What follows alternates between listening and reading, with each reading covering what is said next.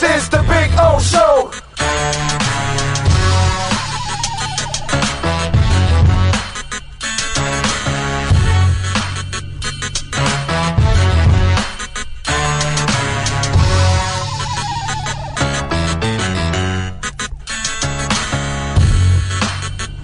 This is the Big O Show.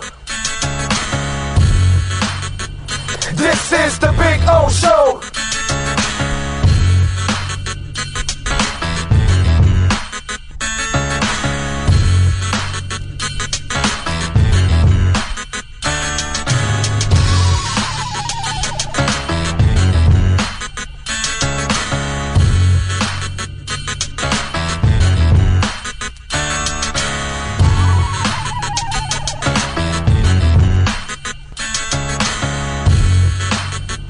This is the Big O Show.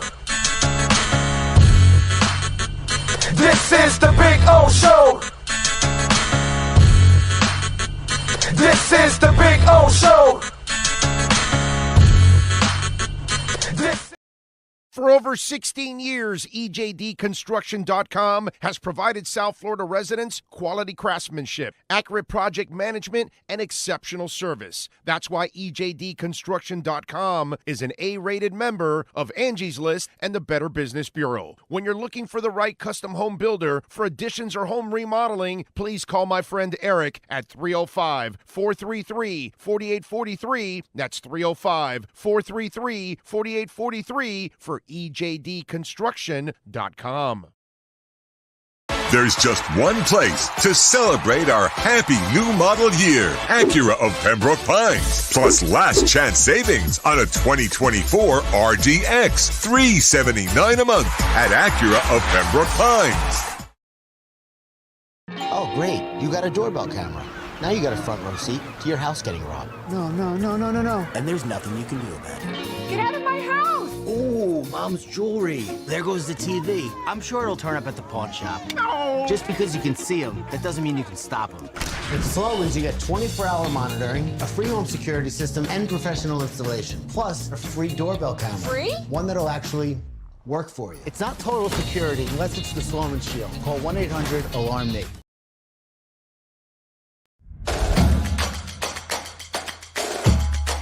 Welcome to Caneswear.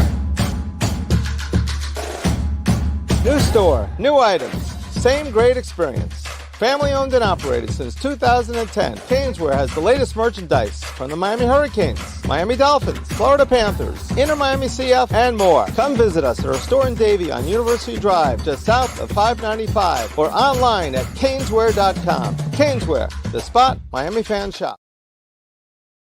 The lost city of Atlantis reveals its secrets at Toyota of Hollywood. Get legendary deals on over 2,000 Toyotas, like a 2024 Corolla, not $24,000, $20,988. Unlock the wonders of 0% financing for 5 full years, 0 down. Rediscover Atlantis at Toyota of Hollywood on 441 between Hollywood Boulevard and Sheridan Street. Open till midnight.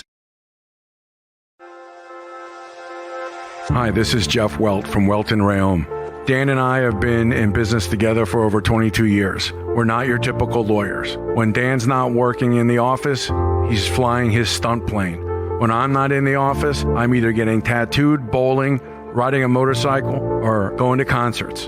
We might not be your typical attorneys, but we are aggressive attorneys, and we'll do whatever it takes to get you what you deserve. Consultations are always free. Call us anytime, 24/7. Welton Rayom can help.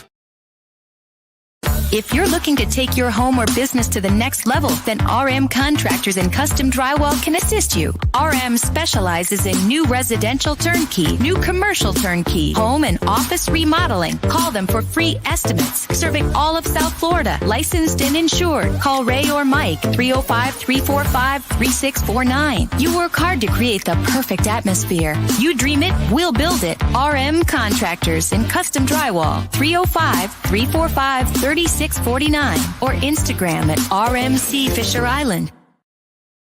The viewpoint, statements, or beliefs expressed on the following program by the host, guests, or callers are not necessarily the opinions of FantasyAccess.com, Media Group Inc. ownership, management, sponsors, or website. The game is final. Tua and the boys are in the locker room. Let's go over what happened in this game in our Dolphins Postgame Show with Big O. The Postgame Show is brought to you by Welton Rayom, Acura of Pembroke Pines, Hialeah Park Casino, Toyota of Hollywood, RM Contractors. The stats are final. The insiders are ready. The platform is mastered by the one and only Sean Stanley. Now, let's find out what the Big O thinks about this matchup as we start our Dolphins Postgame Show. Here's Big O. Yeah, you want to know what I think? I think, like I keep saying, Mike McDaniel is an absolute joke. An absolute joke. He is clearly one of the worst coaches to ever grace South Florida. That's what you're watching. You're watching an absolutely terrible coach that doesn't know how to prepare his team. They're constant. Hey, by the way, how come all the illegal formations aren't going on with the Titans? How come it's always going on with our guys? Huh? Just wondering, and it's a night where I told you your stars got to be your stars. And, there goes Tyreek doing all kinds of stupid Tyreek shit like he always does, because that's what Tyreek does. He does a lot of stupid shit. And then Waddle, another drop. As I said last year, don't ever compare those two to Mark Clayton and Mark Duper. Ever. Okay? Now, the Huntley kid, come on, man. We warned you on the show. We told you what he is. He's a gimmick quarterback. It's not his fault.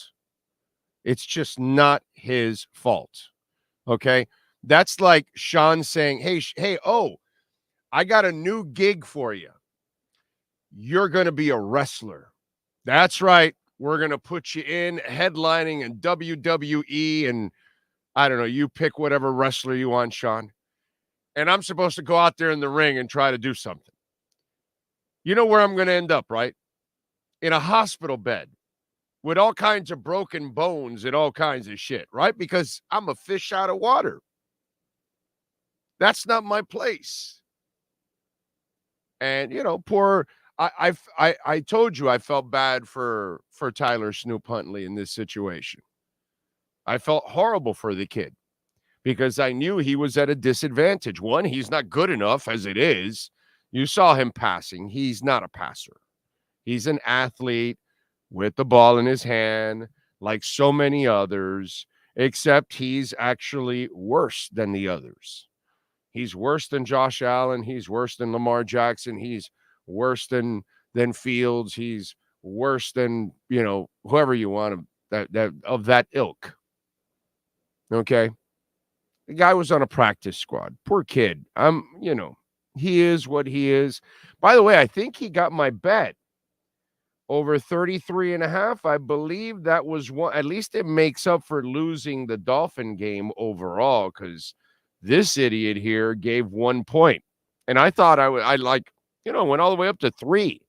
There were even dumber people than me betting on the Dolphins, giving up even more points than I did. But I think I got my Huntley over 33.5 yards rushing, I think. Let me see. Yeah, I got 40. So, hey, Tyler, I nailed the one thing I know you can do.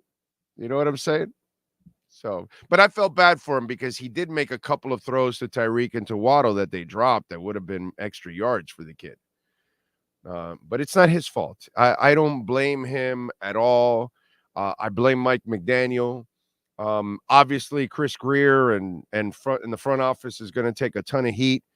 But I think more than anything, what's going to burn the front office is the coach. You hired the wrong coach the first time with Flo, and you hired the wrong coach again. I think this talent should be either undefeated or 3-1. Seriously, I'm not joking.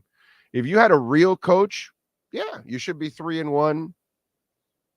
At least something like that. If you had a real coach, but you don't have a real coach. It's a shame. Worst case scenario, you should be 2-2. Worst case scenario. But you don't have a real coach. You don't have a man that is organized.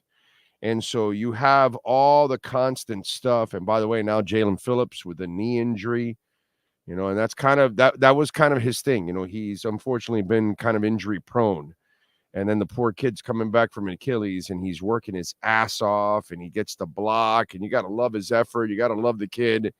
And he's given his effort and he got hurt initially. And then obviously he hurt it even more. And it's tough. But you get Phillips had a roughing the penalty passer early on. It's just 2nd and 9 from the Tennessee 32. Tyreek drops a pass. It wasn't a great pass, but still drops it. But it shows you how Huntley doesn't have great accuracy. He doesn't know how to lead receivers and ball placement and all those kind of things. 3rd and 6 on Miami's second possession. Huntley is sacked. There is no defender, nobody to block the defender. Austin Jackson picked up his guy. The running back goes out into the flats, and there's Huntley all by himself with the defender bearing down on his ass, and sacks him, untouched, no protection. This 3rd and 6 from the 17. So either Huntley needs to know he's got to get rid of it, or somebody's got to block this guy. But I don't know what scheme this was, because Jackson had 2 guys in front of him, and he took the inside guy. The outside guy had a direct shot at the quarterback, and Huntley had no shot there. He was done. What's it called? Storm Duck, by the way, that was a nice tackle for a loss on the 3rd and 6. I got to give him a little love there. On the 4th and 1, they do all those the end arounds and all those screens, and Tyreek is stuffed. I'm just kind of going through some of my notes. That Miami, on one of their possessions that they got the field goal, they got lucky that they got a taunting penalty that was 15 yards that helped them out. But then you had a motion penalty in that one. Huntley misses Tyreek Hill deep downfield, not a passer. It's just, man, there's so many things that went wrong in this game. Duke Riley, and you got lucky. You got lucky after everything in that replay. It showed that Tennessee ended up, touching it first. You got lucky. But I'm like, why would you even go for it, Duke Riley? Why? It just, those are the things that, Huntley not paying attention to the snap. And the snap just goes right by him. And that was 3rd and 3, by the way, for the punting disaster. It goes on and on and on. Jordan Brooks, nice sack on 3rd and 5. There's a couple things. I mean, the defense had its moments where it kept you in the game, but the offense just could not keep any pace whatsoever. And you're asking them, to be perfect. Berrios gets the 27-yard return run. Then you get a penalty on the holding on the defense, right? By the way, it looked like Achane got a little banged up in this game too. As he wore on in this game, it looked like, And then you got the penalty on 3rd and 4 on Kohu on Hopkins. He doesn't turn around at all, and he stiff arms him for like 6 yards, way after the 5 yards. So you are already looking for a penalty, and then after, you don't even turn around. And then at that moment, Jalen Phillips limps off the field with the knee injury. Saran Neal had the unsportsmanlike conduct on special teams. So you had the Saran Neal play and the Duke Riley play, which is still kind of a knuckleheaded play. You got away with it, but still knuckleheaded. I mean, I could go through this whole thing and just pick so many things that went on. And, it just drives you crazy how unprepared this team is. I put out a tweet tonight. They needed a Shula. They needed an Eric Spoelstra type coach. That's the kind of coach that wins this kind of game. They don't have anything like that on this team, unfortunately. They don't have anything like that on this team. It's crazy, dude. You know, I just don't get it, to be quite honest. I don't understand it. Mercury Morris curse continues. I just think it's, bad management.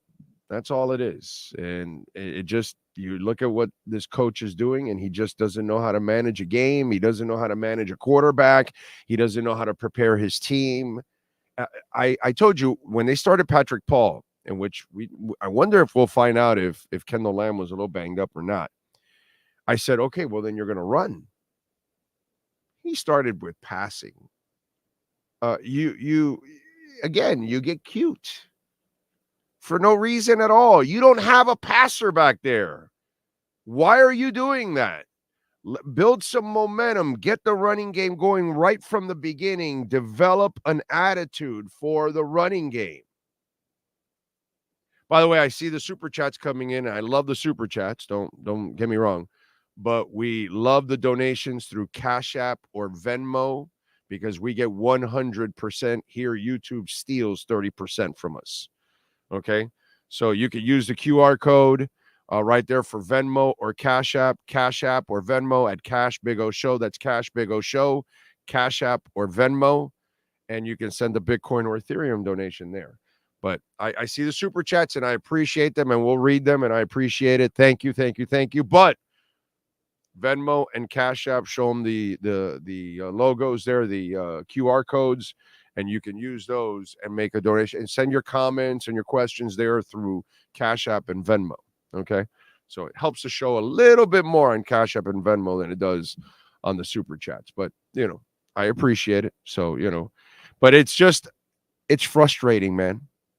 It's frustrating. And, they show Tua, right? And then, I'm a big Tua guy. And I love Tua. But I'm frustrated watching Tua because this frustration is because you made a stupid decision. You just slide, bro, and none of this happens. I don't care if you think you got the first down or not. No one is going to criticize you, Tua, like we didn't criticize Marino, like we did. Marino didn't like to get hit, and he would rip his offensive lineman if he was getting hit, and he would get rid of the ball quickly, and that was the way to play the game. And Tua doesn't understand that. So it's just like you have a coach that is inept. You have a quarterback that can actually do it, but unfortunately, he's got an inept coach. So that brings him down a little bit with the entire offense. But still, he's good enough that he makes McDaniel look pretty good. Like he actually make Flo look better when he started playing Tua over Fitz and over Jabroni. So you got a good enough quarterback, but the supporting staff is still not good enough around the quarterback. And then the quarterback does shit that frustrates the hell out of all of us because he does stupid stuff that gets him injured. When he proved it last year. He proved me right last year. Just, bro, get rid of the football. Live for the next play. It was beautiful last year. You lasted the whole season. You can play like that for a long time. But now you want to be a football player. And that's when they show him, I'm frustrated with that. Because I'm suffering watching Skylar Thompson and Tyler Huntley and Tim Boyle because Tua made a terrible decision again. Because it's not once. It's a shitload of times with Tua. It's not once that he does it. It's a ton of times he does it. And you wonder, when are you going to stop being, stupid about this? Because look at your team, bro. Look what you did to your team right now. Your coach is inept. He can't coach out of a paper sack. And this offense is useless without Uno. So I hope, I hope he learns his damn lesson, dude. How important he is, because they have no shot without him. Teddy Bridgewater and Skyler did the last time the same thing. Not Tyreek or Waddle scored a touchdown. And it's going to happen again. They still have never led this season. It's pathetic. During playing time, they have yet to lead. The only game they won it with the clock expired. That's the only time they've taken the lead, when the clock expired. You know how embarrassing that is? And that's on McD.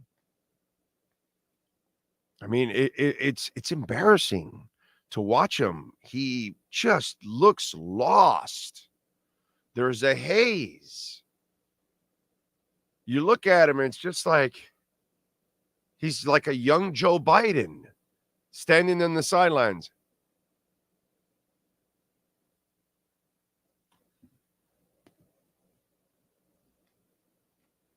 I don't know. Is Jill going to come out and walk him back to the sidelines? I mean, dude, come on. You know what it is that our coach looks like a young Joe Biden on the sidelines?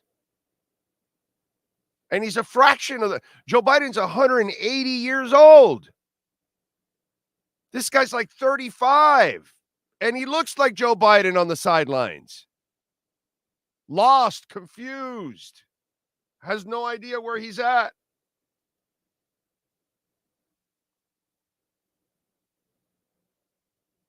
I mean, all we got to do is put that white sunshade thing, give him a metal detector, and ship his ass over to Miami Beach. That's what Mike McDaniels should be doing right now. Searching for gold bracelets and rings in the beach with a metal detector.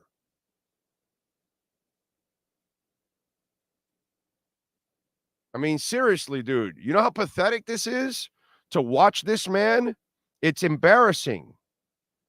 I haven't seen a more pathetic performance and dude, I've watched pathetic. I've watched Joe Philbin. I've watched Adam Gase. I've watched Brian Flores. I've watched some people that know nothing about offense. I've watched people that are inept. And this guy is just as inept. And it shows you that really all he did was instill confidence in Tua. He doesn't show Tua how to play. Tua knows how to play. Tua overcame shitty-ass flow. His rookie year, he went 7-3. It's a terrible and brutal and painful and bamboo in my nails type lesson, right? For any of you out there that want to diss Tua, say what you want, but he's the best passer you've ever had here since Marino. And if his crazy ass wants to stay in the game, well, then let's keep it and let's keep rolling. But hopefully he'll figure it out, because to watch this shit, no, dude, I'd rather watch Tua. I'd rather watch Tua. But at the same time, it also shows you that the coach, look, man, there's a lot of you out there already. You don't like Chris Greer in the front office. You don't have to worry about that anymore. Why? Because Mike McDaniel all by himself is going to get them fired, unfortunately. I doubt they'll get I don't think the owner is going to give them a chance to hire a third coach. And I certainly don't think that Mike McDaniel is the answer. So even when Tua comes back, Tua's at a disadvantage because of Mike McDaniel. You know what I'm saying? So, you know, it's one of those deals. And he doesn't put his players at an advantage. By the way, Chris Perkins is going to have our EJD construction.com post-game report. And he'll be fresh from the locker room. And if you're looking for custom home construction and major home remodeling, call him 305-348-4843, Dade and Broward County, for EJDconstruction.com. Getting it done as always. Anyway, Let's start it off, Sean. Let's start off with the some super chats here. What do we got first? True Fin fan news alert. Tua is the system. Yes, he is. Yes, he is. And thank you, True Fin fan, as always. Bobby, it's time to reclaim my Sundays. This team is unwatchable. Whoa, you had it. This is Monday. You had your Sunday. What are you complaining about, Bobby? You had a free Sunday yesterday. What the hell is wrong with you? You got your Sunday off. It was your Monday that was hell. All right, thank you, Bobby. What was next? Brad Means, can we get a refund to get Brian Flores? No, I don't want Brian Flores back. He can't build an offensive. You guys forget that he had like 3 offensive line coaches, like 5 different offensive coordinators, like 3 different QB coaches. You guys like have a short memory? You can't build a staff. There's lots of guys that are just coordinators, and apparently that's all he is a coordinator. Short-term memory. By the way, those of you that want Brian Flores, you sound fucking stupid. Fucking stupid. Do you understand that? Sorry for the French. Apologies if the kids are around. A guy that can't build, when you have a head coach, he has to be able to build multiple staffs over and over again because you're going to lose coaches. You know, Andy Reid loses coaches and keeps winning. Brian Flores couldn't even build one offensive staff. How stupid can you people be? Seriously. Brian Flores couldn't build an offensive staff. He couldn't even identify the best quarterback on his own team out of pure hate and bias. That alone, that's it, dude. You can't be objective about whatever you're coaching. I can't use you. I love how some of you're really not smart football fans. You actually don't learn. You really don't watch or pay attention. Because I've seen the Brian Flores thing several times. And I know people are stupid because we have a lot of stupid people in this world. But my God, dude, if you can't build one side of the football, how are you supposed to win? Not sure. Anyway, but whatever, but lots of people are great coordinators. Next up, Sean, por favor. Let's move on from the stupidity. Alec Blanco, thank you, my brother. Of the 27 years of my life, this is the worst team I've seen in the past. In the past, we lacked talent and bad heart. The 19 team had bad heart. McDaniels, not only, there's no doubt. This team is much better than what they are. McDaniels getting everybody fired. I'm telling you, I love the front office. I think those guys can do a hell of a job. I like the talent on this team. They hired the wrong guy. That guy's going to get everybody fired. That's what's going to happen. That guy is going to get everybody fired. So those of you that dislike Greer and all that, you're probably going to get your wish because what are they going to do? They're going to try. I know I've seen this story before. He comes back on the hot seat next year. He won't get fired this year. He comes back on the hot seat next year with all kinds of changes and tweaks and this and that. And then they try to save it. And he's the same clown. And, and we all suffer again. And then he gets everybody fired. That's what's going to happen, dude. I've seen this story over and over and over again. He's not the guy already. That I can tell you, he's not the guy. And I think we all see it. And if they don't see it in the front office, and if the owner doesn't see it, I can't help them. But the front office has to see it, and they have to know that they're in a terrible position right now. And as much as I love the talent on this team overall, you can win with the talent on this team. You just can't win with that coach. Give me another super chat there, my brother. MM Keynes, Big O, when are you going to finally admit we need to blow it up, including get rid of Tua? I don't think Tua is the problem, but now because of the concussions and the way he plays, yeah, it's a huge problem. It's a huge problem, but he's still the best quarterback you've had since Marino. And if you keep watching all the other quarterbacks you get, none of them are any good. Next up, I'm going to go to Cash App and Venmo now. Man of 1,005 holds. This offense sucks. The Butterfingers duo arrived again. I'd rather have Wannstedt as head coach Then may I take your order, McDaniel? Help. McDaniel is such a freaking clown, dude. He's just a clown. Cash App or Venmo at Cash Big O Show. That's Cash Big O Show, and you can make a Bitcoin or Ethereum donation, which you know we love our Bitcoin and Ethereum donations. Robert B. on Venmo out in Denver. Thank you, sir. At least I have Big O to look forward to every week after this crap. This roster has talent. On pure talent alone, this team should beat losing NFL teams. Shows how unprepared McD actually is. Robert in Denver. Robert? To me, it's not the talent. They hired the wrong coach, and that's going to bury everybody.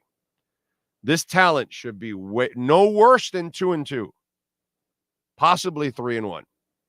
And again, Tua, bro, you stop doing the stupid shit. Isaac Harris, thank you for the love on Venmo. Cash App or Venmo at Cash Big O Show. That's Cash Big O Show. Cash App or Venmo. There are the QR codes for Venmo. Andrew Watson, thank you for the love on Venmo.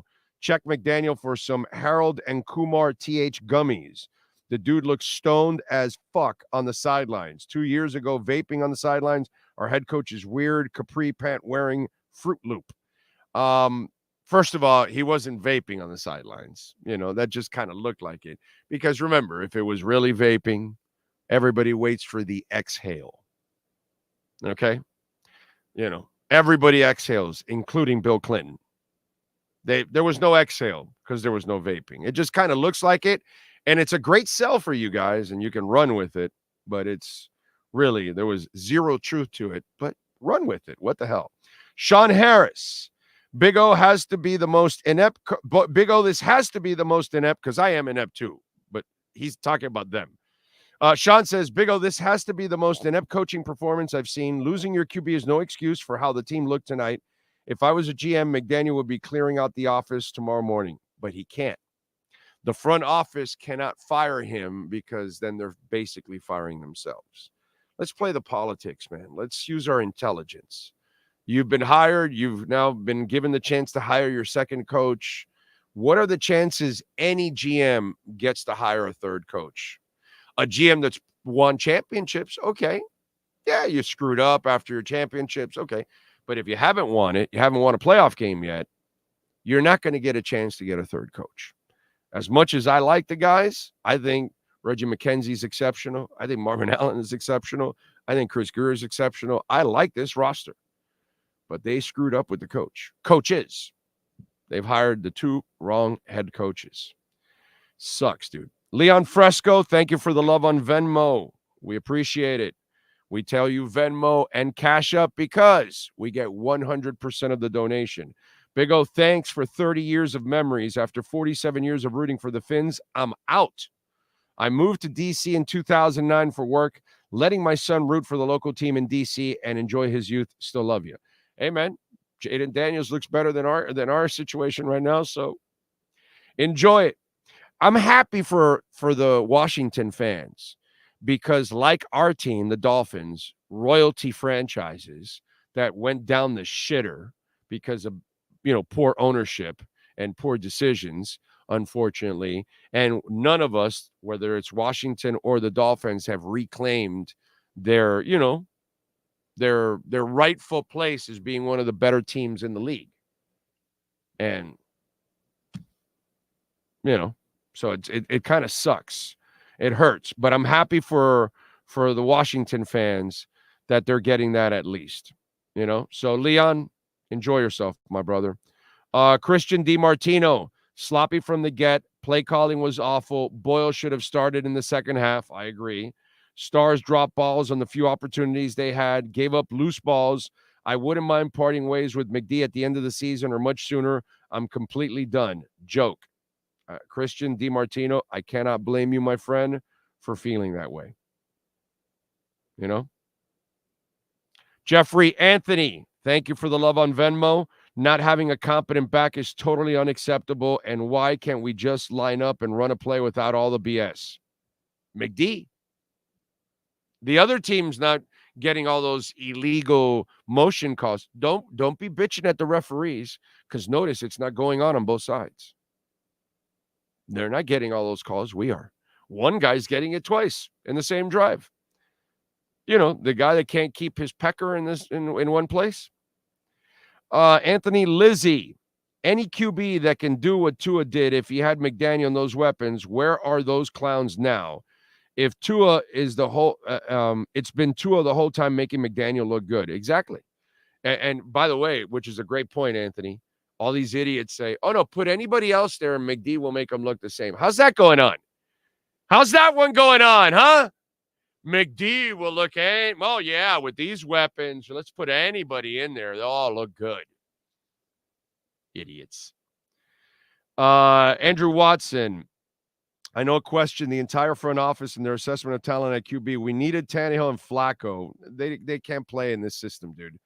I appreciate the Venmo, my brother, but they don't fit I don't think you understand this system.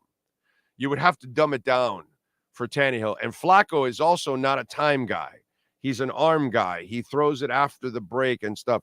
He cannot play in this offense. He'll play better than all these clowns we have here. You'll play a little bit of a different style. That I agree with you. But anybody that thinks that Tannehill can play in this offense, like, seriously, like, again, what did you learn? Who the hell told you that Tannehill is a timing, a ball placement guy, accuracy? Tannehill will get Tyreek and Waddle injured. He'll throw it behind, underneath. Andrew, did you learn anything? I appreciate the Venmo. I really do. And apparently you got another one behind it. McDaniel got exposed. No inside zone, no short routes, easy out routes. Okay, that's fine. McDaniel's exposed, but please stop mentioning Tannehill. That makes zero sense in this system. He cannot play in this. He's not smart enough, accurate enough to play in this system. I mean, really, seriously, some of you people, you really got to learn the game. Adam Pinkster, Scam Cameron, as Neil Rogers used to call him, looks like Don Shula compared to McDaniel. Pardon my language. We are effed without Tua. We made the shitty Titans look like the 2007 Patriots. See you in Indy, where we all will commiserate our pain. I agree. Thank you, sir. Peter German, thank you as always, sir, for the Venmo. This was the most embarrassing loss ever. McDaniel can't come up with a game plan that makes people better. Hint, Tyreek is not a running back. No passing game. McDaniel refuses to call it. No discipline. It seriously effing took McDaniel to the fourth quarter to change the game plan. Yeah. McDaniel is a joke, unfortunately, ladies and gentlemen. You know? Leonardo Minuto, thank you for the love on Cash App or Venmo at Cash Big O Show. That is Cash Big O Show, Cash App or Venmo, and I appreciate it. Thank you, Leonardo. And let's see. Isaac Harris again.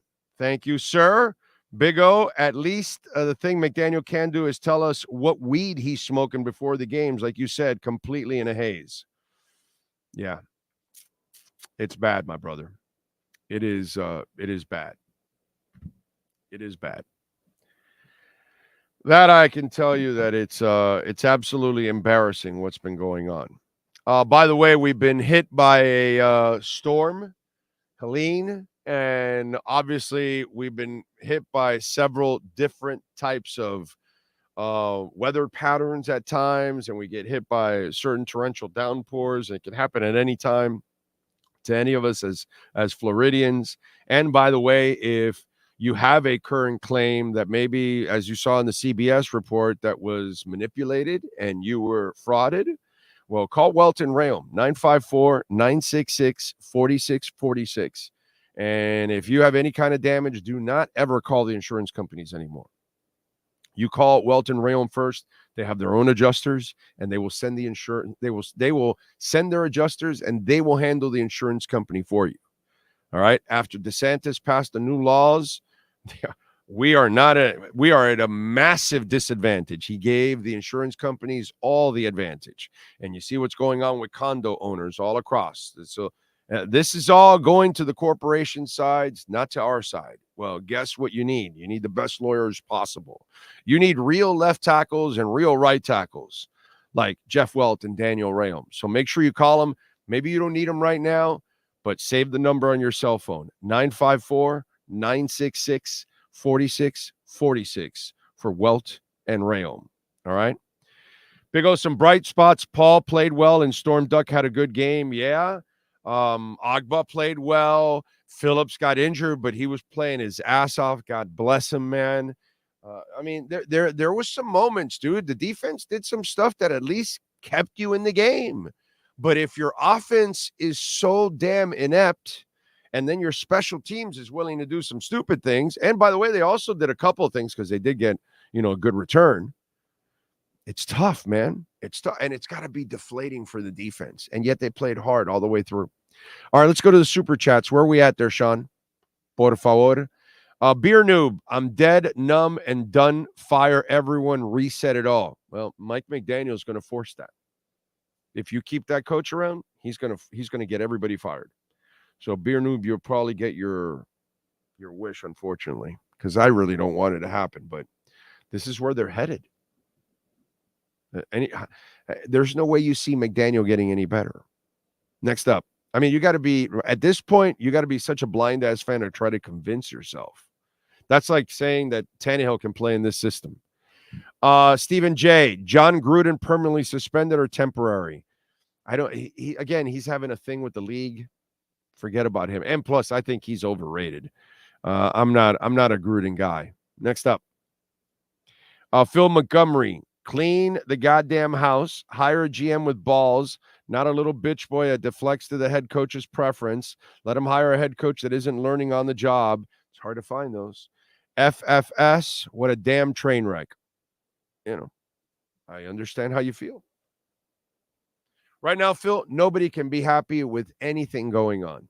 And you know what's the worst thing? It looks like you're going to lose to the Patriots next week. It looks like you're going to lose to a jabroni. Wow. My Indy and Buffalo trips, the only depressing part is I don't have a concert to offset it. At least with the LA trip, I have 4 concerts. So that kind of makes up for it, because, it's like I'll enjoy it. Although I'll have Tua back, so I'll have a shot. When I get Tua back, at least I'll feel a little better. But Jesus, this is painful. Next up, Sean. Ryan Mazzarella, the coach, we have a GM who doesn't value O-line. Well, yeah, the coach, obviously, they don't value the middle of the O-line. Yeah. Yeah. Although, again, is it really about the O-line today? Not really. It was more about the way you called the game. And I think if you start the game maybe trying to punch them in the mouth and sets a tone with the running game, because you got the running game going a little bit towards the end, but I'm done with McDaniel. Next up, I think there's no rhyme or reason to what he does. Ryan Mazzarella again, common theme, no playoff wins since Greer joined. Oh, way before Greer joined. It's been going on for a while. We've been a disaster for nearly 40 years, bro. This isn't a Greer thing. The back end of Shula was an embarrassment, dude. Let's be honest. Come on, dude. There was a lot of desperation, a lot of bad decisions, and a lot of shortcomings throughout. So let's not kid ourselves. This has been going on for a long time. It's the back end of the Shula run all the way to now has been the pain for a long time. We haven't been a respectable franchise, a real respectable franchise, truly since the 80s. A little bit in the early 90s, but, there was still Buffalo and they were better. And they would handle you all the time. So it didn't feel like, So to me, it's been a long time, dude. This is a long time. This is a problem for multiple owners and general managers and coaches, and it's been a really vicious cycle. And it doesn't matter. It's just the next person, and the pain continues. So I agree, Kosa. They should have played Tim Boyle. But you know how McD is. He's hard-headed. Next up on the Super Chat. Lenny the Locksmith is in the house. Thank you, sir. Penalties, no discipline, bad coaching, period. I'm with you, Lenny. I'm with you. And thank you, my brother. And you can call our guys, Lenny, of course, Dade, Broward, Palm Beach. He's all over. Next up, MM Canes. Do you think Tua will come? Dude, Tua will be back in 2 weeks. He's coming back. Guaranteed. Yeah, he's coming back. Guaranteed. He's fearless, dude. He's crazy. He's out of his mind. That's why he doesn't worry about his mind. He's fine. He's going to go. He is a psycho. Forget about it. That dude is he's my Yorkie. Fearless and doesn't really understand what his body is and who he is, but he doesn't realize that. So he'll go and run into that wall. You know? He's the Hawaiian version of Gus Farrat. Some of you will get that. Some of you won't. Next up. Cash App or Venmo. That's Cash Big O Show. That's Cash Big O Show. Cash App or Venmo. Use the QR code and you can send us Bitcoin or Ethereum. Sam, the high draft picks we're going to make in the next draft better not be the regime making the pick. And you're not going to get a high pick, Sam, because Tua's coming back and you'll win games. So, so get ready for 9 wins. Stuck in the middle again. All right, next. Charles Sinclair, can we talk about Titans running up the score? Good for them, Charlie. I don't give a shit. This is the pros, dude. This isn't high school where there's a mercy rule. To be quite honest, I don't give a shit if the Titans scored 101-12. So I don't care. That's their problem, not mine. It's the pros. Yes, sir.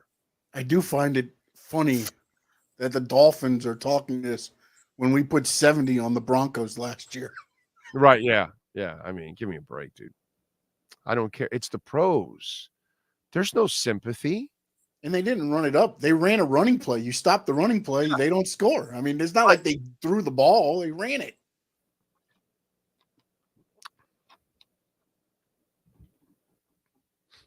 Dolphins got what they deserve, dude. In fact, maybe they deserve 71-12 just for I don't know, karma would be actually beautiful. 71-12.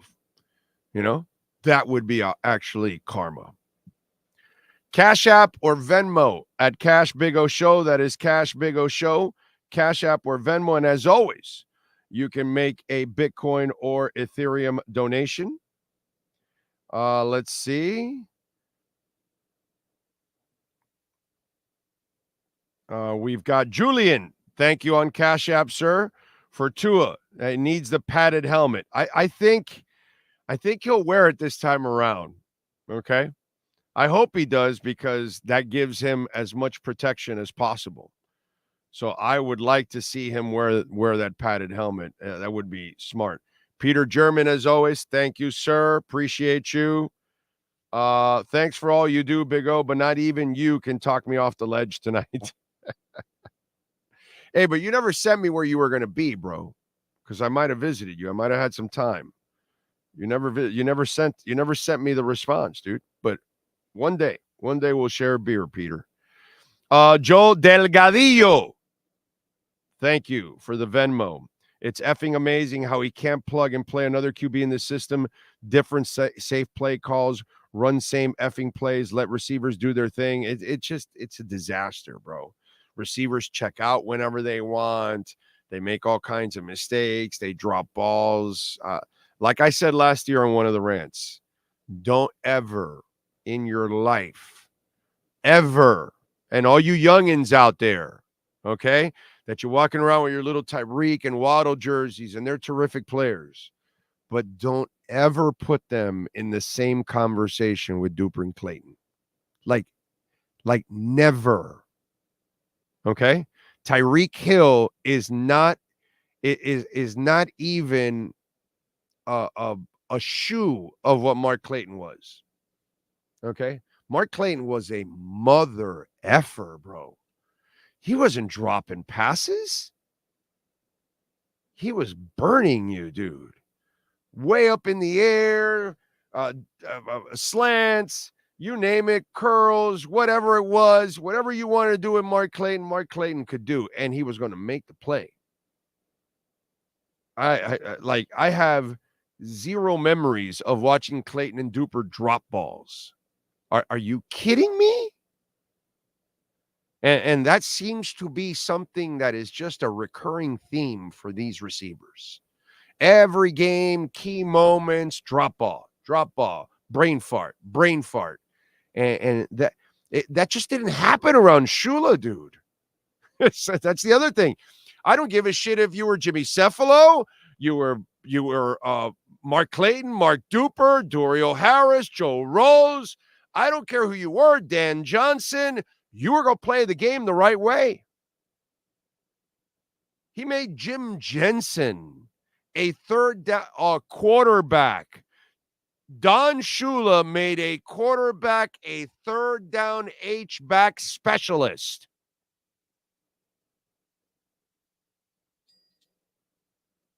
I'm so sick and tired of watching incompetence, dude.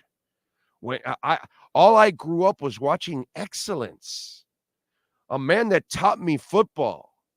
A man that showed me that he was smarter than the other guy across the field 9 out of 10 times. When Bum Phillips would say he can beat his'n with your'n and your'n with his'n. That's what you needed from McDaniel. You don't have it. That's what you get from Eric Spoelstra all the time. It's disgusting, dude. It's despicable what I'm watching.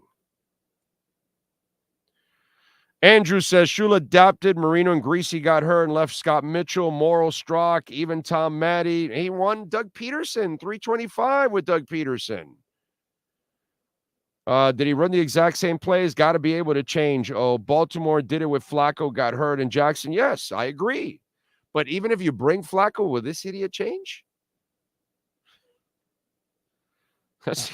That's the other thing we got to think of. I don't think we have a coach that really is smart, to be quite honest. Hateful Steve again in the house. What are the odds McDaniel loses the locker room before Tua gets back? I got to tell you something.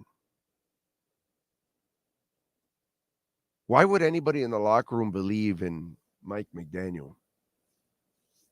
Where's the proof? All they look around is they constantly make mistakes. They're undisciplined. Bro, and Calais Campbell, my God, that man is playing his ass off. I feel bad for Calais Campbell. I feel bad for Zach Sealer. You know, there are some people that are actually playing, you know, they're doing their jobs.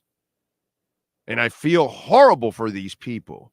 Calais Campbell is a man that has given everything to the NFL, and he came back here to Miami to play for the Dolphins, and he's playing his ass off. And he looks around, and this is the shit he has to deal with. I mean, why would he believe in McDaniel? Where's the proof? I don't think any of them will admit it. But they all have to look at it and say, brother, we need Tua badly because we can't do this. Guy is fucking lost. This guy without Tua can't get anything done. That's what everybody is saying.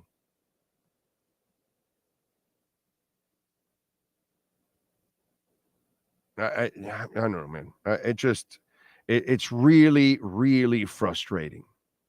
Next up on the Cash App. On the Super Chats. I'm sorry. Justin Scheib, thank you, sir, as always, chiming in. You sound stupid. You sound stupid, talented roster. Who drafted injury-prone Tua? Waddle, Phillips. Who traded injury-prone Chubb? Anyone see Will Fuller? Oops. Odell Beckham extended Tyreek, who had questionable hands in KC. I agree. You still should be 3-1 or 2-2.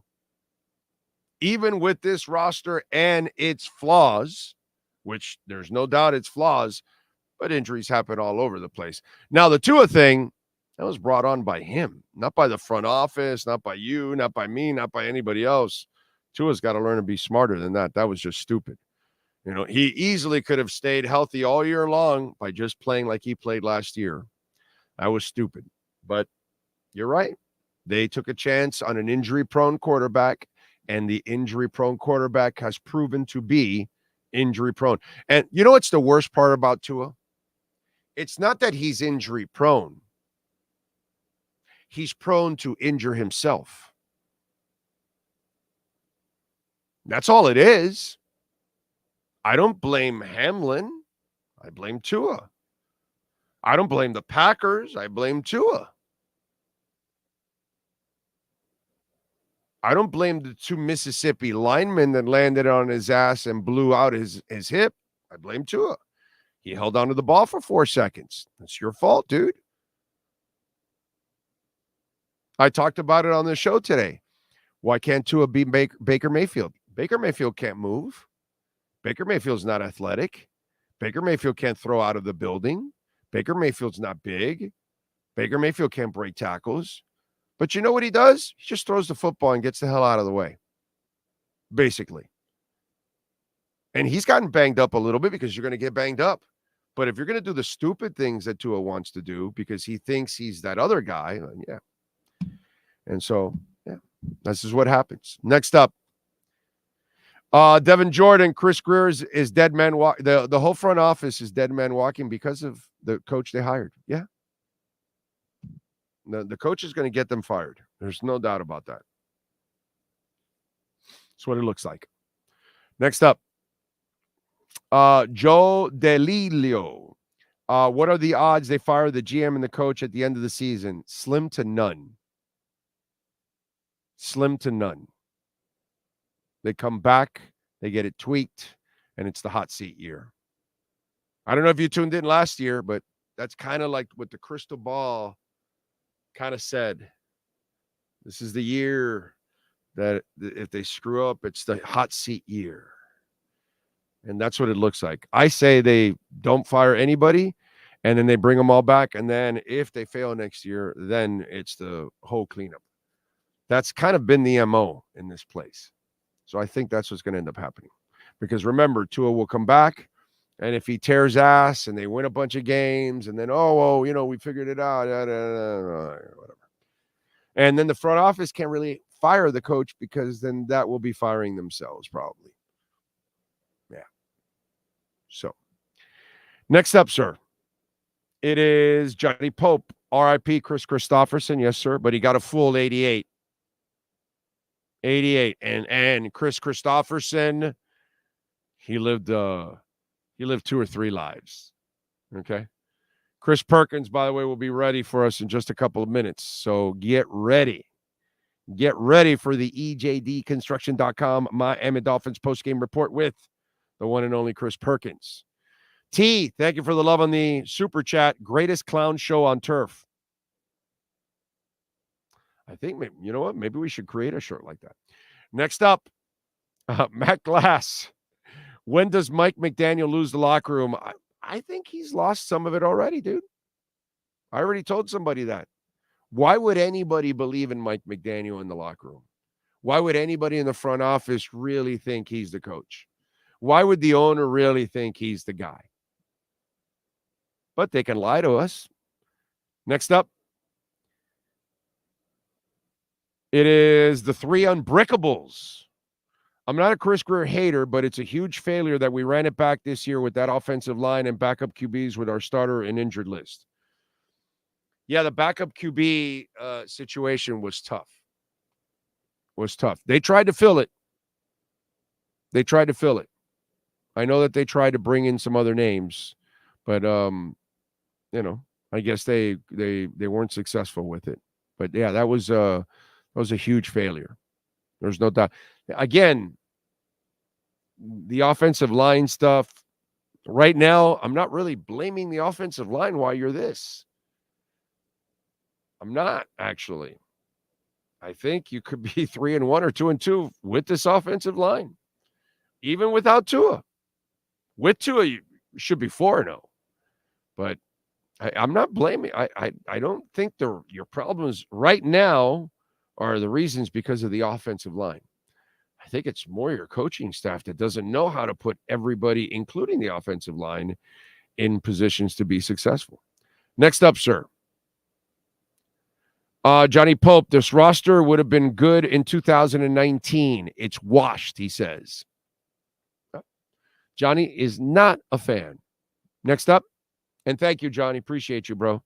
Chris Jordan, Big O Patriots win 6-0 on Sunday. Yeah, well, I can't expect the Dolphins to win.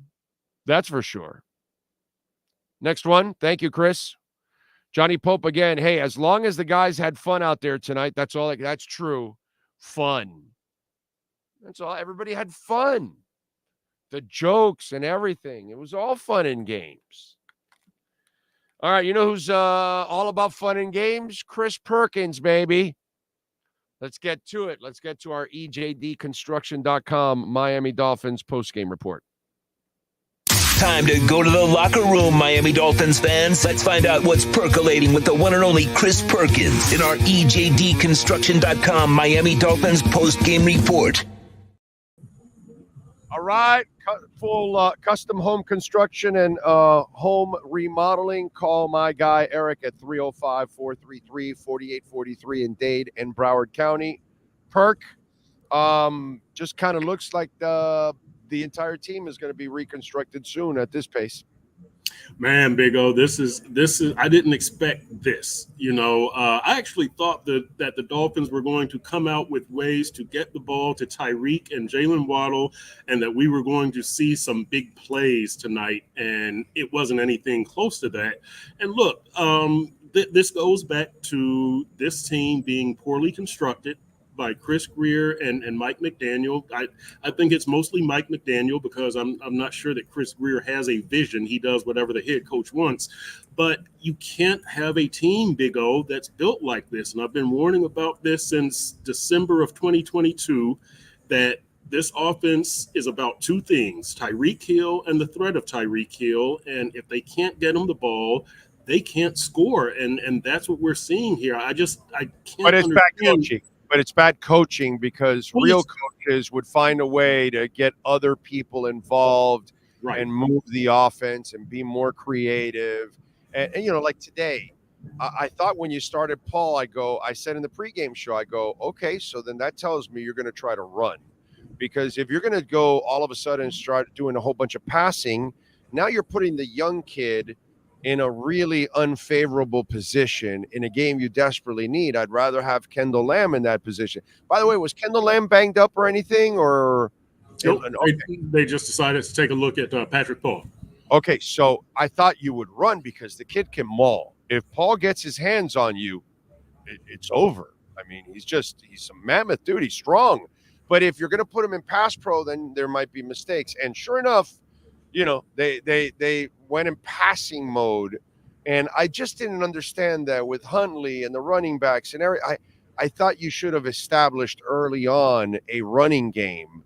You should have tried at least to try to establish a running game. So if you get that going, then I think the passing game becomes a little easier for Huntley. But if you put him in obvious passing situations, it just becomes harder for a kid. I don't even blame Huntley for anything today, bro. It's not his fault. He was not. It's not. They put him in a position to fail, basically. Yeah, and when you talk about the runs, Big O, this team is not built to run the ball. It's just not. You don't have anybody who can do 20 carries a game week after week after week. They're going to break down. Mostert will break down. Achane will break down. We don't know what Jalen Wright will do. Jeff Wilson tonight was being seen by the trainer.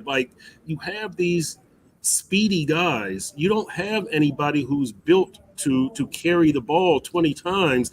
And look, I think Mike McDaniel also doesn't have faith in the run. If I'm not mistaken, in 2022, didn't Mostert average 5.1 yards per carry?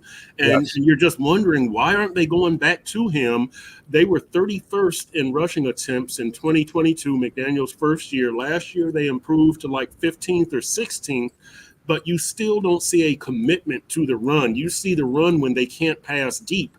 but there's not a commitment to, hey, let's come out and establish the run. It's like, well, we're going to try to run to keep them off. No, it gets worse than that.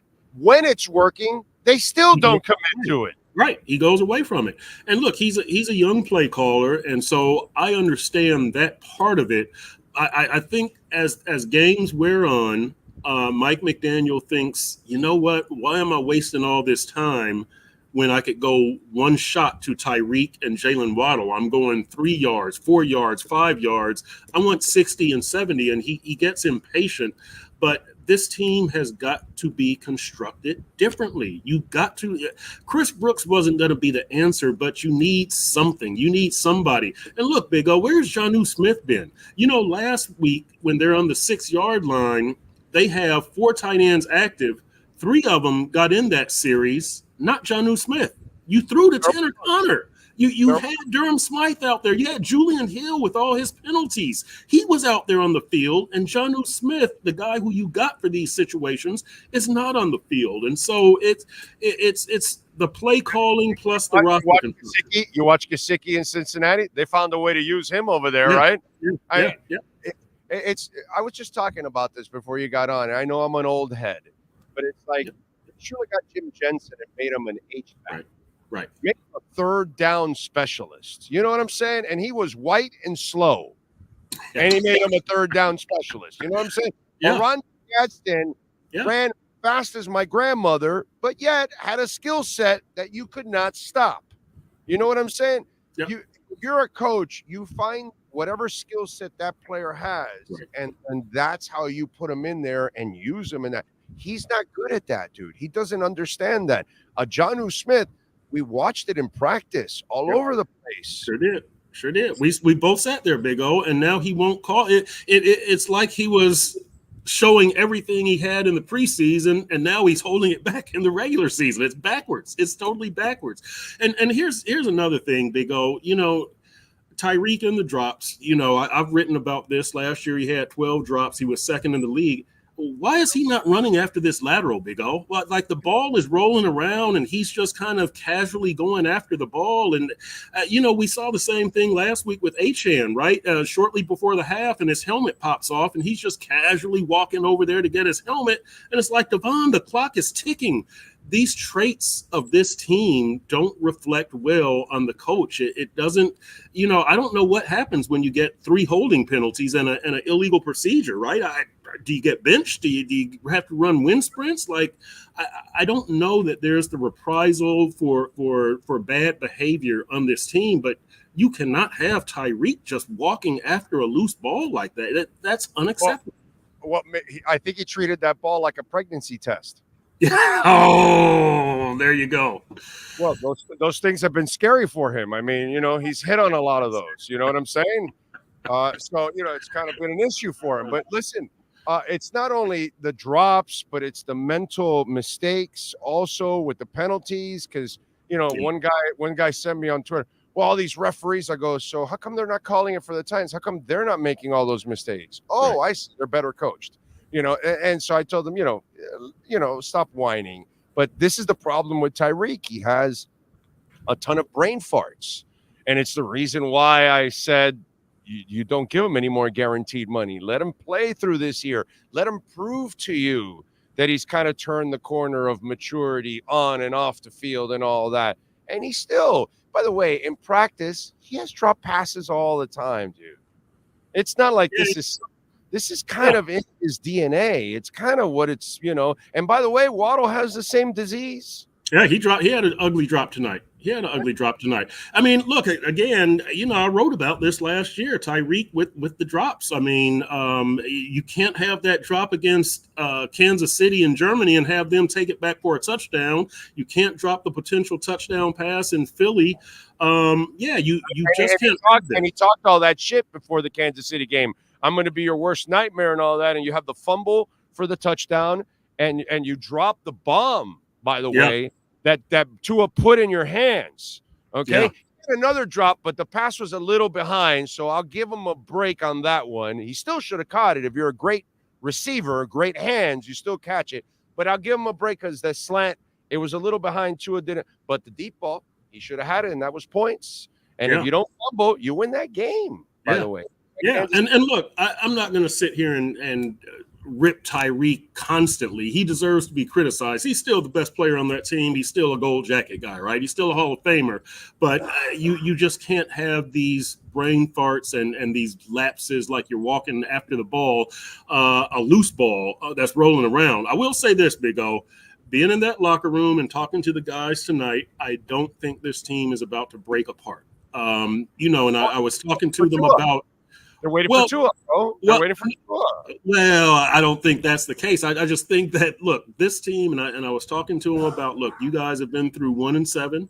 You've been through the 5-game losing streak in December. You've been through the huge defensive injuries late in the season. Does one feel worse than the other? And I probably asked like 6 or 7 players, and they were like, look, all of that stuff is in the past. We don't like to compare tragedies, but we have been through tough times, and they were saying that they will dig their way out of this one. So, for anybody who's wondering, it's not a scene in that locker room of players bitching at each other and pointing fingers and pissed off at each other or Mike McDaniel or anything like that. They have been pissed off at. That's who they should be pissed off at. They shouldn't be pissed off at the players. They should be pissed off at that coach.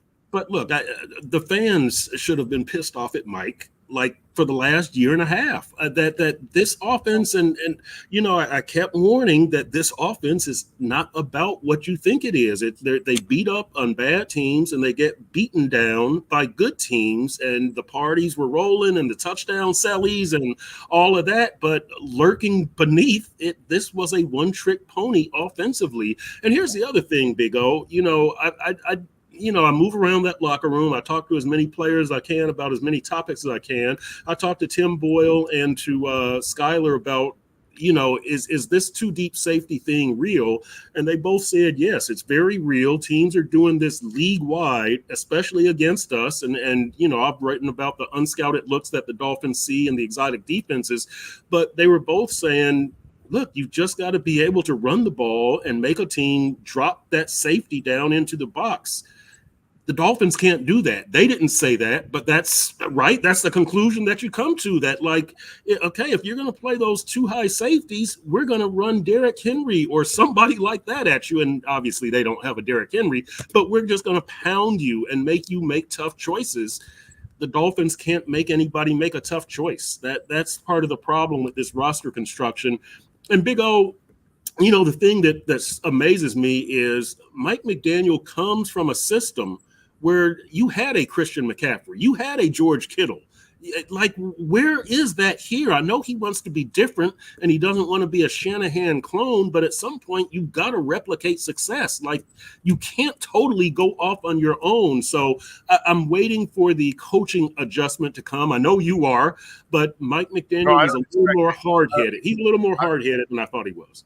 Yeah, I don't expect the adjustment already at this point. If he hasn't learned by now, I think he's set in his ways, and I think he's going to take the entire organization down, and everybody's going to get fired, and they're going to clean house, and so that's what's going to happen. I already seen this story. They'll struggle. Tua will come back. They'll win enough games. They'll say, oh well, we need to tweak it in the offseason. He comes back on the hot seat next year. He doesn't make it, and then they fire everybody. And that's kind of what's going to end up happening, because they're not going to give the front office a chance to hire their third coach. Well, so they clearly hired the wrong coach, unfortunately. Well, you have to wonder, in that building, does anybody have the balls to tell Mike McDaniel, look, your offense isn't working, you need to make some adjustments? Or are they telling him that and he's just not listening? Because I can't believe that anybody would let this go on like this for this long and without telling Mike, man, we got to make some changes. This isn't working. This is not working. And here's the other thing, Big O. When I was last year, I was writing, I wouldn't extend anybody, because if this thing does go sideways, Chris Greer will be the one you want to fire. but you don't want to bring in a new GM and tell them, well, Mike McDaniel has an extension and Tua has an extension, so you have to work within them and the Mike McDaniel system. Like, I don't know that any GM wants to come in after looking at this offense, this one-trick pony offense, and saying, yes, I'm going to put my reputation on the line for this offense. I think a new GM wants his own coach, and the new coach wants their own quarterback, and so you're going to be in that cycle of, well, you got a new GM, but he's saddled with a coach and a quarterback he doesn't want. I don't want to go down that path because it's only. But we're looking at it, aren't we? But we're looking at it because of Mike McDaniel. I still think with this talent, a real coach is easily 2-2 or 3-1. Yeah, you've got so much talent here. There's no reason to be 1-3. Oh, but right, not because even without Tua, like we know the names, right? Tyreek and Jalen Waddle and Javon Holland and Jordan Poyer and Jalen Phillips and right. I mean, you still got talent. You can still win games. But you need a real coach at this moment, and unfortunately, he's a play designer, dude. He's not even an offensive coordinator, much less a head coach, because he has all the weapons and he has what he needs, but he doesn't know how to really put it together, and he doesn't know how to create rhythm with any of it. And he's also very disruptive because when he does have rhythm, he does a job of disrupting the rhythm that he has, like with running, at times. So it's just really frustrating to see. And to me, unfortunately, you talk about all the talent, but I think you can win with this talent. The problem is, coach, you're kind of in a screwed up. And at what point, I know players told you they were all fine, but deep down inside, they have to know that guy doesn't have the answers for us. They have to. Big O, it's interesting because, I call the Mike McDaniel era the great experiment. I've never seen player empowerment to this level. I mean, 2 years ago, you're asking Tyreek Hill if he's going to okay the Eli Apple acquisition because Tyreek and Eli have had beef online. Are you kidding me? Like, why are you empowering players like this? Who's in charge? And I think the players really like the empowerment angle, but get past what Jordan Poyer said about they might be soft if you hit them in the mouth. Calais Campbell, I was asking him about, as you were looking around the league for your next team, and Calais said, well, yeah, I always heard that it was a little easier here, a little softer here. And then he said, but I found out that's not true. And I'm like, no, that's the reputation, that you punch them in the mouth, they fold, and it's a soft run organization. It's as my colleague Dave Hyde called it, it's Camp Mike. I mean, it's just so easy around here that he doesn't push them, and I think that the players still like that. But I do think eventually they're going to look around and go, man, all this talent, like we need somebody to kick us in the butt so that we maximize our abilities. Dude, how have you ever heard of players pulling themselves out? Are you kidding me? No, I'll tell you when you get the hell off the field. No. Right. I'm paying you $50 million. Stay your asses out there on the field. I couldn't imagine O.J. McDuffie pulling himself off on a third down. Yeah. No, I agree. Are you serious? Like, O.J. McDuffie would be pissed if he played on that third down and you didn't throw it to him. Yep. Okay, much less, he's not going to walk off the field on third down, or Irving Fryer or Mark Clayton or Mark Duper or Rondé Gadsden or anybody respectable. I've never seen that in my life. The receivers are walking off. I'll tell you when the hell you come off the field. God damn it. Get the hell out of here. You go run routes. That's what we pay your ass. And if you're tired, well, then apparently you're not in great shape. Yeah. Apparently you're not in Pat Riley shape. That's for damn sure. Exactly. Seriously. Exactly. Imagine telling Don, no, I got to get out. Don Shula telling, what? Yeah, that's not happening. Eric Spoelstra, no, I got to get the hell out of here. Get your ass on the court there and start playing. That's not going to, come on, man. That's insanity. What's going on there? So it's just, I don't know where you go from this, because that kind of country club bullshit, that you got to change that. Yeah. Your most important players have to be on the field the entire time. You cannot have Grant Dubose and Robbie Chosen running routes in important games, dude. Right. Yeah, you're throwing deep to Tanner Connor. I mean, a lot of this just doesn't make any sense. And look, I like Mike McDaniel. I respect Mike McDaniel, but these problems have been brewing since his first year. Like late in that year, these problems have been brewing, and they got away with it last year. But this year, it's biting them in the butt big time. All right, what do you got going on the Sentinel so folks can check you out? Well, one thing that I'm going to do, Big O, this week is I'm going to write a column talking about how September football has changed in the NFL. And I talked to a few players, Calais Campbell and Mike McDaniel, Danny Crossman, guys who have been in the league. And my contention, Big O, is that now that training camp has changed, right? The starters only do the joint practices, right? They don't, and then the youngsters are the ones who play the preseason games. In September, a lot of these veterans and starters are playing together for the first time for an extended period in game conditions. And for the last couple of years, we've seen choppy play in September. Scores are down right now, but I think, and these others agreed with me, it's because it's a cause and effect from training camp that you used to have that third game, that preseason game. Remember the dress rehearsal where the starters play the first half and into the third quarter. The first time they play together is the season opener the last 3 years. So September football has changed. And so what you see now, you could see something vastly different in December and January. I know Dolphins fans are hoping for that, but yeah, league-wide, September football is changing and has changed. All right, follow him on Twitter at Chris Perk, and of course, catch his work there at the Sun Sentinel. As always, Perk, appreciate you, my brother. We will catch up next week, my friend. Thank you. We'll do it again, Big O. Thanks, man. You got it. There you go. The great Chris Perkins with our EJDconstruction.com Miami Dolphins postgame report. You've been listening to the EJDconstruction.com Miami Dolphins post-game report with the Sun Sentinel's Chris Perkins. For additions, home remodeling, and custom work, call Eric at 305-433-4843. EJDconstruction.com is the custom home builder and contractor you can trust. 305-433-4843. All right. Let's get to our Welt and Rayom Miami Dolphins post-game report with the one and only David Furones. All rise, football fans, as the Welt and Rayom Miami Dolphins report with David Furones is in session. Welton Rayom has more than 62 years of litigation experience handling insurance disputes. They are committed to resolving even the toughest insurance claims quickly. Call them for a free consultation. 954-966-4646. Here's Miami Dolphins insider David Furones.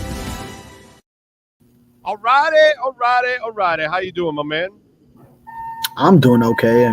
Better than this team right now, but boy, another one like this, just abysmal what we watched. Well, I did like your tweet. What a shit show. Yeah.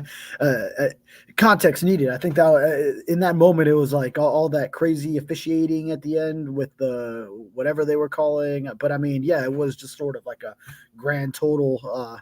That's your collective tweet in that moment. That's the entire season. It's been a shit show. That's what it's been, unfortunately. You know what I mean? And as much as I like the front office, and I'm a fan of the guys in the front office, I think they do a good job overall. I like this roster. I think it should be 3-1 or 2-2. Mike McDaniel is going to get everybody fired. That's what we're working on right now. McDaniel getting everybody fired. Yeah, basically. Well, the thing is, the organization already decided go the other direction than what you're talking there, because they're committed. Yeah, they extended him, extended Tua, Jalen Waddle, Tyreek Hill, Jalen Ramsey. Tyreek Hill was just more guaranteed money, but they're committed to this core. So, but wait a minute, you haven't heard already. I already predicted this last year, that this year would be the hot seat year. The hot seat year means that you get put on the hot seat the following year, right? And then you get fired. So it'll be next year. They'll come back, because Tua will come back. I know how this whole show goes. He comes back. You're going to win some games. You're going to be right there right on the brink of the playoffs or whatever, or you just barely make it in or you don't. And then, you'll be disappointed at the end of the year because McDaniel will do all kinds of stupid shit. And then you'll go into the offseason. Well, we're going to fix this and that and this and that. And then they're going to come back next year with trying to fix everything. And then McDaniel will look the same again. And then you will eat contracts. And then you will fire people. Yeah. Well, yeah, and it has to go that way because you really have no other choice. You have made the commitment. So I know a lot of people looked at my colleague, Chris Perkins, who we just had on, as really crazy when he said, well, if next year, and remember how he was putting it, that is if next year doesn't go well after they lose that playoff game, then, yeah, you could start looking at being placed on the hot seat, the start of the hot seat phase. And right now, I mean, and Mike McDaniel is taking ownership of everything of how this looks. I mean, he would be the first to tell you it's not up to standard. I mean, everyone knows that. Anyone who watches football, even people who don't know anything about football can tell you this is not up to standard. So it's embarrassing. It shouldn't be. Yeah, it is. I use the word embarrassing in my story. Embarrassing, abysmal, a comedic shit show. It just looks like they're inept. It looks like they're not prepared. And I don't blame the players. And God bless Tyler Huntley. It's not his fault. Yeah, Tyler Huntley's out there trying. He's not good enough to be in that offense as it is. And now you're putting him in a position that's impossible for him. Plus a coach that doesn't even put Tua in a position to be advantageous all the time. So imagine the rest of the guys. You know what I'm saying? Would you have played Tim Boyle at some point? Because to me, I would have at least, okay, if you want to keep passing, let me try to put the guy that maybe is a little bit better of a passer. See, I just thought Tyler Huntley wasn't losing you the game himself. Mason Rudolph for Tennessee put up just about the same passing stat line, and his team put up 31 points. So now he's been with that team, and they had a run game going, and defensively they were more stout in this game, and they dominated time of possession. So there's a lot of other factors to it, but he sort of played that same role of just don't lose the game, and that's how he was approaching it as he entered the game. And he was, by the way, thrown into this game early on. It wasn't like he got the starting quarterback reps throughout the week, which Tyler Huntley was afforded to receive this week. But so I mean, to me, Tyler Huntley wasn't there losing you this game. It's not like he turned the ball over a bunch. I mean, the one turnover, it was a backward pass. Tyreek Hill dropped it really, and then since it was a backward pass and you kind of left it on the floor, then on the ground, then the Titans recovered it. But aside from that, it was just inability to get the offense moving. And even with changing quarterbacks, I just can't believe that an offense with Tyreek Hill, Jalen Waddle, and Devon Achane, even if you have Raheem Mostert out, just can't get the ball moving with John as well. It's just too much talent on this offense to not be able to move the ball. I know, but when you have an inept coach, that's the problem. You don't have a guy that's creative. We were just talking with Chris about this. You signed Jonnu Smith, and you showed it to us in the preseason how you were going to use him all over the place, and you don't use him at all. And it's just baffling. You know what I'm saying? And then, by the way, it doesn't also help that Tyreek and Waddle have their typical mistakes. They drop balls, and Tyreek also has the mental farts, all the time. These are things that in a game like this, you need to play perfect around a kid like Huntley. You got to help him out. And, there are going to be moments where they were open and he is going to miss you because he's not a good passer. But the few moments that he does hit you, brother, you got to catch that pass. You can't be dropping passes. You just can't do that kind of stuff. You got to help out. And that's the other thing, that your leaders had to really lead today. And some of them, unlike, Calais Campbell led today. You know what I'm saying? He was awesome today. He played his ass off. But yet, you look at Tyreek and Waddle, they had some moments and they fall short for you. Yeah, a lot of different mentalities on this roster. I mean, you look at a guy like Calais Campbell, just a tried and true leader, and he's stepping up in every way. And he's the guy that pregame he's rallying the whole team around him. He's hyping them up. He's boisterous up there with the whole squad around him. A guy that you look to for that. And I know cameras caught Tyreek Hill at the end of the game late. I asked Mike McDaniel what was going on. We couldn't get to Tyreek Hill. Apparently, he was out of here before the locker room was open to media. So he jetted real quick. But we could. What did he say? He sped out of there? Okay. All right. Go ahead. I'm sorry. Oh, no. What? I see what you're doing there. I got it. You said he left quickly. So just Yeah. saying he sped out of there. Okay. Yeah. Pointing something out. That's all. Just pointing out that Tyreek sped out of there. That's all. Fast on the field, fast to get out of here. Yeah. But so we couldn't get his perspective on what exactly was the hubbub on the sideline. I mean, we could imagine. I asked Mike McDaniel about that instant exactly, and he basically just said he expects Tyreek Hill to be upset with the way the offense performed, and he called him a leader in this case to voice his opinion. But he makes a crucial drop. Jalen Waddle with one. They weren't helping out Tyler Huntley. Huntley had a chance to hit Tyreek deep, and that comes from not having chemistry. Just he didn't lay the ball out there as far as he could. When Tyreek has his man deep, he throws it to the sideline and underthrown, and lets the DB get back into it. So one that I know he definitely wishes he had back. But and the penalties too. The penalties were just awful. Actually, the one most successful drive is actually where they had all those illegal shifts, and they did end up scoring. But boy, just a lot to fix. Even when you have different quarterbacks, just for the offense to look this dismal is unacceptable.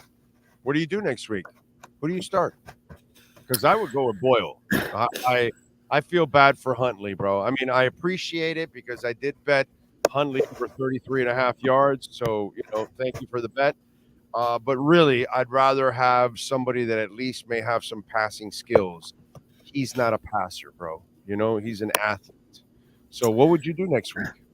If you break down these last two games and all the quarterback performances you have had, then Tim Boyle's stint as the backup that got thrown in for like a quarter and a half in Seattle, that might be the most successful run of quarterback play that you've had. Maybe you check in on how Skylar Thompson's ribs are holding up, and see if he can go back in there, because he does have 3 years in this offense, and maybe could get another chance. But Tim Boyle, when he came in Seattle late in that game, that was really the best this offense looked since Tua has gone down. So that could be the option. Of course, then if you're changing quarterbacks 3 different backups over 3 weeks, then that's a whole nother problem. To have to just swap guys in and out, it just screams uncertainty in decisions and indecision, as well as you just continue to flip flop in decision making. But maybe check out on Thompson's ribs.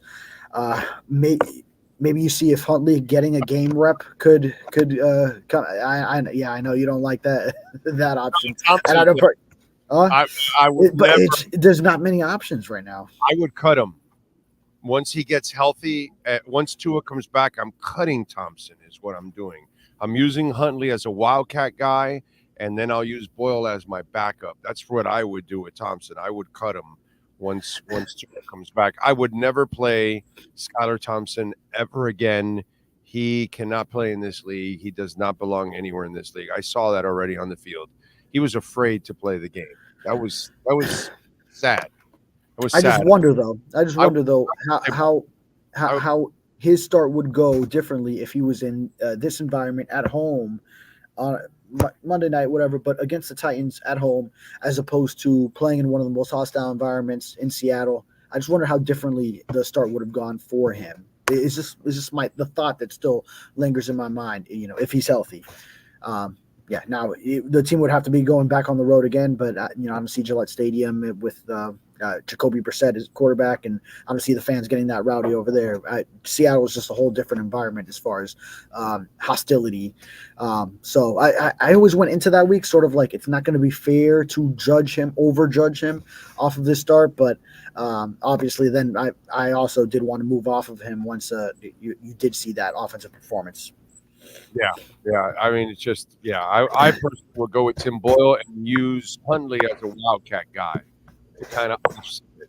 That's what I would do. I would use the two guys is what I would do for now until Tua gets back. And it looked like Tua will be back.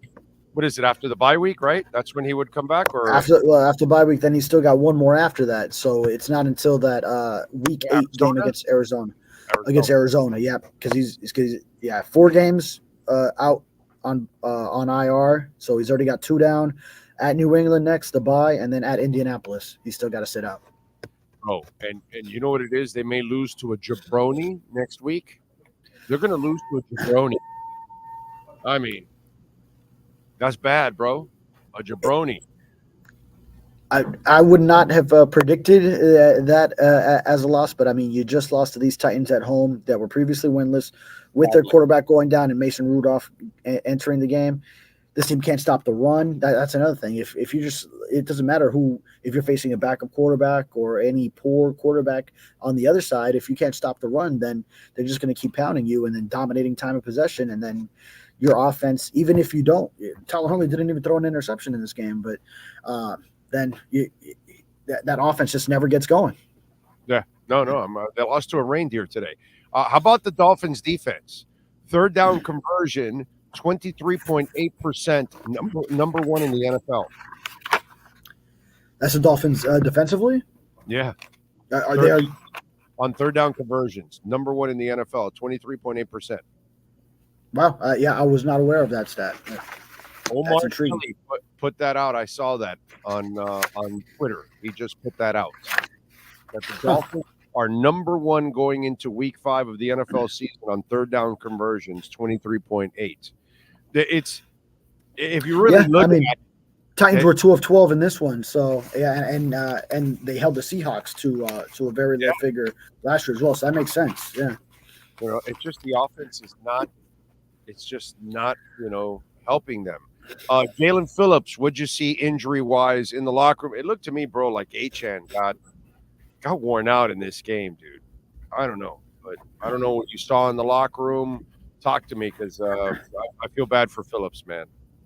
Yeah, only the image that was seen on TV of him walking into the tunnel down toward the locker room. So we just know it's the right knee. Mike McDaniel didn't have much of an update post-game, so the team will find out more tomorrow. We'll talk to Mike McDaniel tomorrow late afternoon, so I'm sure there will be more information then. But, yeah, just right knee, and it's the same side as it was the right Achilles that he rehabbed from. So now different part of the leg, and you could see just non-contact, again, similar way. So I know he was frustrated. And earlier in the game, he had been battling through some stuff. I don't know if they showed a replay on TV, but I saw him sort of like when he was limping the first time, he was pointing like if like someone went into the knee initially, that sort of caused some of whatever he was feeling, and then just the compounding effect of him trying to keep playing on it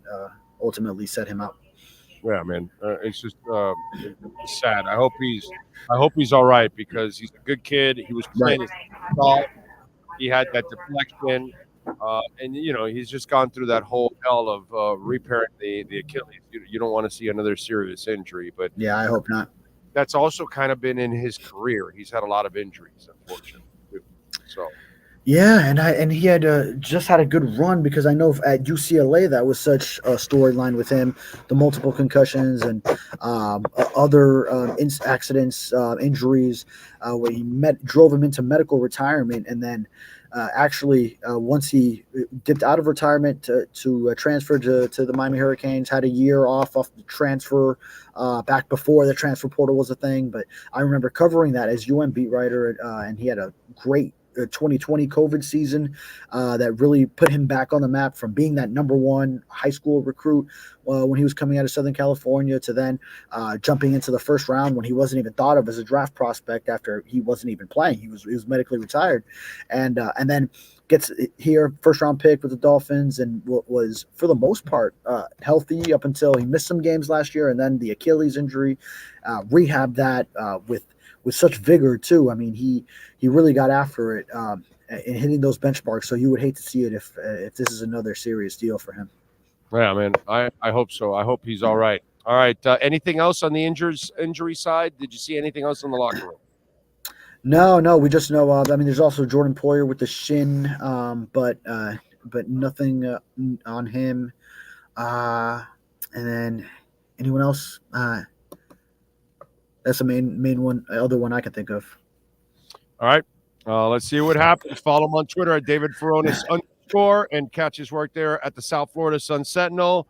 And, of course, call our guys, Welton Rayom. Even if you don't need any lawyers now, save the phone number right now. Save the cell phone, 954-966-4646. Bankruptcy, homeowner property damage, condo damage, criminal defense, business owner claims, commercial litigation, personal injury. If you're dealing with the effects of Helene or anything else or issues with your insurance company that you're not meeting, please call them. They have their own adjusters, and they will handle the insurance company for you. 954-966-4646. You, sir, we will catch up with you on Friday. Thank you. Have a great night. Sounds good, sir. You got it. The great David Furones. Follow him on Twitter at David Furones _ This has been another session of the Welton Rayom Miami Dolphins Report with David Furones. At Welton Rayom, they don't get paid unless you win. They handle complex personal injury claims caused by the fault of another in both state and federal courts. They handle auto, trucking, motorcycle slip and fall, and bicycle accidents. Call 954-966-4646. Welton Rayom can help. All right. Let's get to the super chats. Sean, where do we leave off? And remember, Cash App or Venmo at Cash Big O Show. That's Cash Big O Show. You can make a donation there, Cash App or Venmo. We get 100%. That's why we say we still appreciate the super chats. Thank you. But stinking YouTube takes 30%. So, like, they don't make enough money. Troy Francis says, McD's nuts is an OC that needs a strong head coach. Otherwise, he's June Jones. R.I.P. Pete Rose. Great memories. Watching the Big Red Machine with my late dad. Yeah, that was a hell of a team, dude. Great team. And thank you, sir. Next up, it is Brad Means again. Thank you. We're a little dumb as fans, but more so desperate. But more so desperate. That's what it is. More so desperate. Okay, I got you now.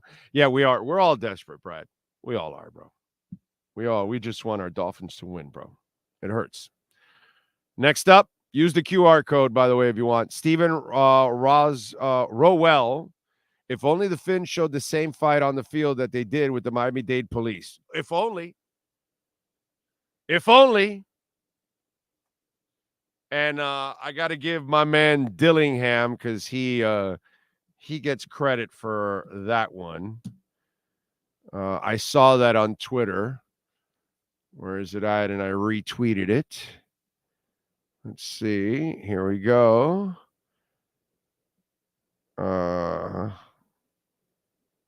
There we go. So let's give Philip Dillingham the love that he deserves for the tweet of the night, which was that one. Philip Dillingham. Only fight the Dolphins have put up this year was against the Miami-Dade Police Department. Philip gets credit for that because that's the one that's gone a little viral. So, nice job, Philip. We got you, baby. Next up, Yader Castro. Big O, I've been a fan of the team for 20 plus years and always been a positive person, but damn, this team has taken my guts out. Que asco. Yeah, it is gross. Que asco is disgusting, gross. And that's exactly what the Dolphins are right now. You are correct. Next up, Sean, Thank you, Yater. Miami Kid J, one name, Louis Riddick. I don't know. Does he want to get in the business? He doesn't lose a game where he's at right now. Does a great job. I don't know if he really wants to do that. Who knows? Maybe he does. Next up, it is P. Hillis. Why not trade for Jimmy G? I don't know. Maybe they already did. You never know. You never know. Next up, Aaron Hernandez. I thought you were dead. Damn. We're getting a super chat from the dead. Aaron, I love how you come back from the dead constantly. Thank goodness for the Canes, Panthers, and the Big O show. Dolphins make me cry. No Inter Miami love. Best record in the league. They're going for the what's it called? The supporter shield. And they got a shot at the MLS Cup. By the way, all of you that are Miami fans, of course, those of you that are not Miami fans, this doesn't matter to you. But you should all be rooting for Inter Miami because that would complete the fivesome. The quintuplet, right? Is that 5? Very few cities have championships in all 5 pro sports. And if we get it with Inter, there we go. Not bad. Next up. That's it. We're caught up. Oh, no. Johnny Pope is in. They got to get a couple of T's for Cheetah plus move on. Yeah, that's not going to happen. Some of you got to understand the business. They gave him all that cash now. It will get accelerated. It would be a terrible cap hit. You can't do anything with Cheetah till 3 years from now. You need to play this year, next year, and then in year 3, you have an option to get out or play him in the final year. You're done already. You had to do what I said, not guarantee him anything and play out this year. But they chose to go another way. I would have never guaranteed him the money, but that's just me. I'm the bad guy, right? Remember, I was wrong at that moment. And then what did I say, Sean? Huh? I will then be right later on. Okay? Sure, you extended Jimmy. Was that the right thing to do? No, it wasn't. Sure, you extended Whiteside. Was that the right thing to do? No, it wasn't. What was the other one that I said? Oh, X. They extended X. Sure. Was that the right thing to do? No. And I said, don't extend Tyreek, just like I said the other ones. And they did it. And yeah, I was wrong for now. When they extended Jimmy, I was wrong for now. And now I was right. But hey, that's how it goes. Next up. Devin Jordan, the man, the myth, the legend. Big O, the Dolphins should forfeit or flex all of their primetime games. I'm so tired of being embarrassed. I'm with you, bro. It's painful, dude. And I know you feel it. Thank you, Devin. Next up, Frankie Fresco is in the house. I needed this fire McDaniel. I don't like him. Yeah. Not till next year, Frankie. Like I told you, this is the hot seat year. This is the year that puts him on the hot seat. I told you guys this. Told you what was going to happen. So next up, man of 1,005 holds. Those dumb failed 4th and 1 calls had me swearing too much. This team has become the early 2000 Finns where the defense is superior, another waste. Yeah. They keep you in the game, but there's no offense to actually keep up. It's sad. Next up, it is Johnny Pope. Bad take. Baker breaks tackles and runs. Baker breaks tackles and runs. What's the bad take? Baker breaks. I don't understand that one. Oh, Baker Mayfield. Baker Mayfield doesn't break it. Baker Mayfield couldn't outrun a donut eating cop. What are you talking about, bro? Next up. What Baker Mayfield might do, he might be a pinball machine, like a pinball, and bounce off defenders. Let's see. Johnny Pope. Is the team going 3-14 with McDaniel? No, because Tua will play. So that's why. They'll win some games, and then they'll put you in the middle, and you'll be in the middle of the draft, and you'll be pissed off. Next up. Man of 1,005 holds. Enough with the damn wide receiver screens. What can I tell you, dude? Johnny Pope again. You all over analyzing. They're laughing to the bank in beautiful Miami. They could care less. NFL players don't even practice now. That is true. And right now, they're all laughing to the bank. Realize this is the worst team in the league. Yeah. Well, we got the worst coach in the league. It's not the worst team because the talent's better, but it is the worst coach. Next up. That's it. Wow. Okay. I mean, Johnny Pope did enough today. He left a ton there in his wake. Venmo, Cash App or Venmo at Cash Big O Show. That's Cash Big O Show. Peter German once again. Big O, I remember the day Shula would bury you for a miscue or a penalty. Remember when he bit his lip? Yikes. Also, look how Shula adjusted coaching with Keith Byers, Marino, Fryer, Jensen, and whatever QB or running back. That's my point. That's exactly my point. That's exactly my point. You know? And that's the part that just absolutely sucks when you watch this. This is a guy that can adjust to what he has, and he can't figure it out. I mean, it's criminal what Mike McDaniels is doing. How many games do the Dolphins win this season? Frankie, I need to know if Tua. Okay, let me see. If Tua comes back for the Arizona game, okay. If Tua comes back for the Arizona game, how many games do they have left? They will have. Where the hell's the damn schedule here? Here it is. Let's see. 1, 2, 3, 4, 5, 6, 7, 8, 9, 10, 11, 12, 13, 14, 15, 6. Wait a minute. Hold on a second. I'm counting too much here. Where's the Zona game? What's the Zona game? Where is it here? 27th, I think. Aha. So it's week 8. So it's game 7. So you'll have 11 games, right? Left.